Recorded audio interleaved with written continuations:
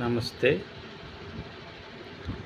సోన్జా నెయింటైట్ అనే ఒక జర్మన్ మానవతావాది అయిన నర్సు. ఆవిడ జర్మనీ సిటిజన్ అండి. ఆవిడ మానవత్వంతో ఇంటర్నేషనల్ ఆర్గనైజేషన్ లాంటి ఎన్జిఓలతో కలిసి పనిచేసేందుకు ఆవిడ ఉత్సుకత చూపి సోమాలియాలో ఉన్నటువంటి అనాథలైనటువంటి పిల్లలకి ట్రీట్మెంట్ చేయడానికి కోసం ఆవిడ మానవతా దృక్పథంతో సోమాలియా వెళ్ళిందండి.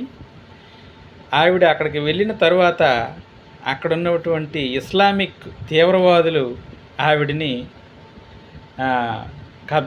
కిడ్నాప్ చేశారండి.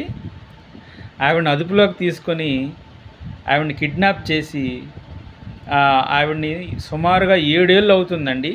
ఇప్పటి వరకు ఆవిడ ఏమైందన్నది ఎవరికీ తెలియదు.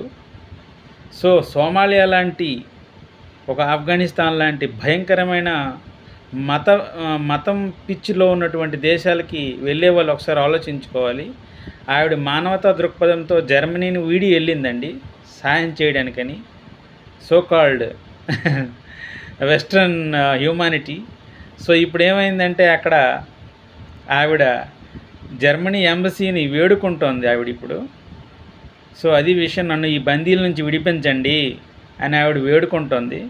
అయినా సరే ఎవరు పట్టించుకునే నాదుడు లేదండి. ఎందుకంటే వాళ్ళ దగ్గర నెగోషియేషన్స్ ఉండవండి. ఆవిడ యుక్త వయస్కురాలు, ఇంచుమించుగా 40 సంవత్సరాలు ఉంటుంది. ఆవిడ వదలరు. ఆవిడ ఎలా కనపడిందంటే మీడియాలో ఈ మధ్య బుర్ఖాలో కనిపించిందండి. యూరోపియన్ మహిళ ఆవిడ బుర్ఖాలో కనిపిస్తూ ఆవిడ వేడుకుంటోంది, నన్ను ఈ చెర నుంచి విడిపించండి అని. ఇప్పుడు ఆవిడ గోడు విన్న నాదుడే లేడు, ఒక సోషల్ మీడియాలో మనం లాంటి వాళ్ళని చూడడం తప్ప. సో అదండి ఈ విషయం.